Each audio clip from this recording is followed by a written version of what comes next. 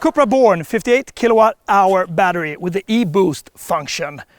This battery is a bit lighter than the 77 kilowatt hour battery, so it's a bit nippier, it's a bit faster. The Born shares underpinnings with the ID.3, the ID.4, ID.5, the Skoda Enyaq iV, and also the Audi Q4 e-tron. But the styling, as always with Cupra, is to set them apart a bit from their sisters and brothers. That's why they enhance the look a bit more. Compared to a ID.3, this looks much more aggressive, and you have a lot more attitude over all of the design. You get this more aggressive look in the front. The ID.3, it looks a bit more kind. So this is to gather in all these buyers that want to have a car that, you know, sticks out a bit and is not that plain. This 58 kilowatt hour battery that we have at our disposal is lighter than the 77 kilowatt hour battery. So this becomes quicker, 0 to 100 in 6.6 seconds, whereas the 77 kilowatt hour battery does 0 to 100 in 7.3 seconds. So it's pretty quick off the line, but you need to have at least 55% of battery charge in this 58 kilowatt hour battery to be able to use that e-boost during 30 seconds. But what's strange is that in the 77 kilowatt hour battery, you need to have at least 85% charge to use those 231 horsepower. And that is a bit annoying because this is a playful car and you want to have that power as long as possible, all the way through and all the way down to, I don't know, maybe 20% or something at least. And the top speed is limited to 160 kilometers. And it runs up to that speed quite quickly. Run through the drive modes on the steering wheel here. You got range, you got that comfort mode, performance, and you got Cupra. And when you push Cupra, there is like, it judders a little, like it's in a sport mood. So I think that's more for your mindset that you're in a sporty mode now, and let's go sporty. But I don't really feel the difference between any of them. And when you do the kickdown, you get all that power anyway, so it's just what it is. But maybe it's a bit sharper in the Cupra mode.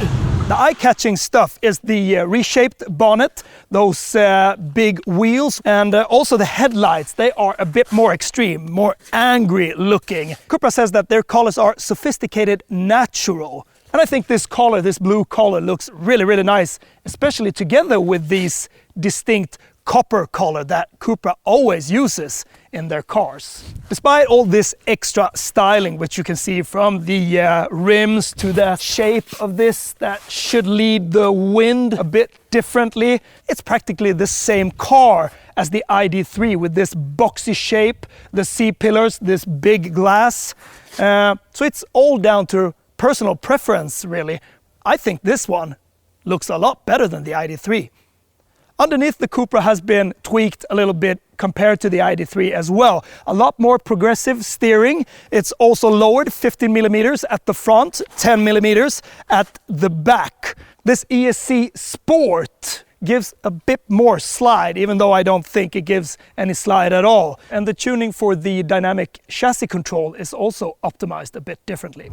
So you have the DCC, the dynamic chassis control here, which you can set your suspension from comfort all the way out to the maximum Cupra level there. And I think that in a car like this it's good because it comes standard in this e-boost version with the sport suspension, and that might be a bit stiff in the long run because it's very comfortable when driving in comfort. I think it swallows it well. It has the 20-inch rims, this one, but it rolls very, very gently with its more ambitious and athletic approach, being a bit more agile in your driving.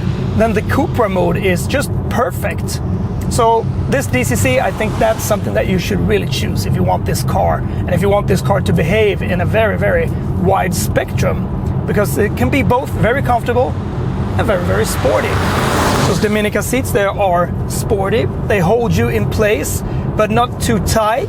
So you have some flexibility when sitting in them, and that's good because you want to move about when you travel for longer. Go into Cupra mode again, and this car steers in rather well. It's a bit more alive in its steering than the ID.3, so they worked a little with that. But something that is a bit of a shame is that it's very restricted. Even when you push it into ESP Sport, yeah, you can see that the ESP traction light here, it just flickers. Something that would be a bit different in this car and to set it apart would be if you could have some light drift mode or something, or just be able to push it off so you can let it loose a bit more. It kills so much power when you would want to have it and you would want to challenge a bit of curvy roads. You know, a bit more raw attitude, because it has some raw attitude underneath. This 50-50 weight distribution that this platform has, this car manages it a bit better than the ID.3. So it's a shame. It would really set this apart in the hatchback segment, which there are not that many that has rear-wheel drive.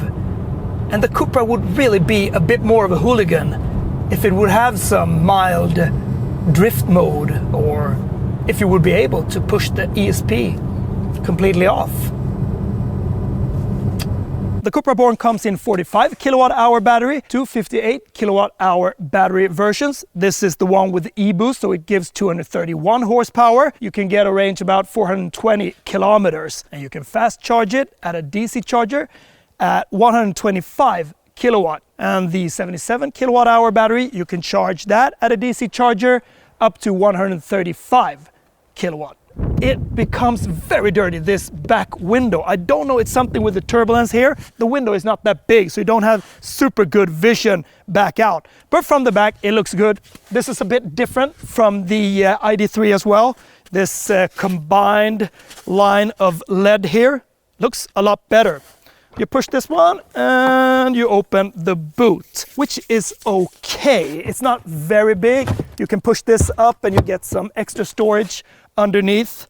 But the battery sits back here and it's rear-wheel drive. And the rear-wheel drive really makes this car super fun, because there aren't that many hot hatches, electric hot hatches, that are rear-wheel drive. Look at that. It squirts a little when you accelerate. It isn't, you know, super, like you're super glued back to the seats when you accelerate, but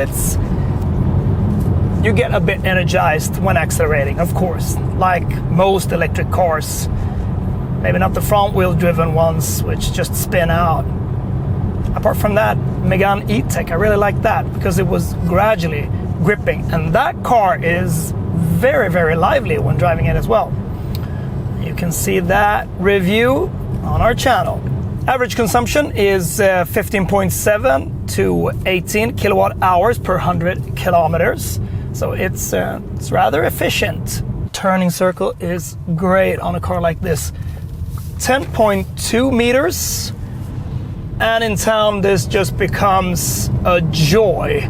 With no electric engine at the front and not that much weight, the steering might feel a bit exaggerated, but it's very pointy, and it feels like the whole car really follows the inputs.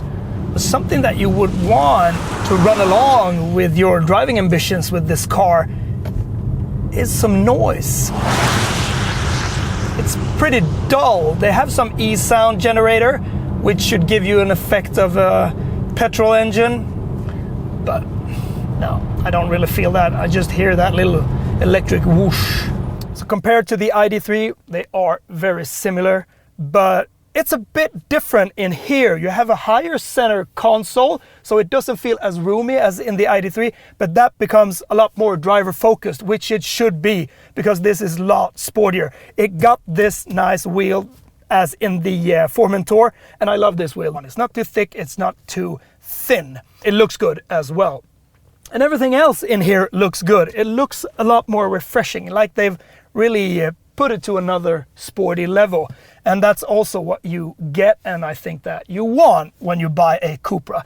You get all this space here because there's no gear lever. The gear lever sits up here. The only thing is that you can't really see where drive neutral is. That is something that you learn, but it's a bit frustrating in the beginning because it's hidden behind this steering wheel. And all this is a matter of taste, but to me, this feels better. I like it a lot better. Those Dominica seats, they are very comfortable, and you get electric on both sides in this optional package. You get massage just in one step, but it works and it's comfortable on longer journeys. I like this space here, very big. You can hide stuff under it, and you got 2 cup holders, and you got your charger, induction charger here. That's very good, and you don't get distracted by it. You can just push this armrest forward, and you can focus on your driving, which is great. And under here, a very deep pocket as well. You got some charging points here, USB-C. This 12-inch screen, very good as well. It doesn't stick up that much. I think it's quick enough. They've had some problems in the ID.3, but it feels like with a couple of updates, it's working well now. I haven't had any problems with this one. Change all your settings.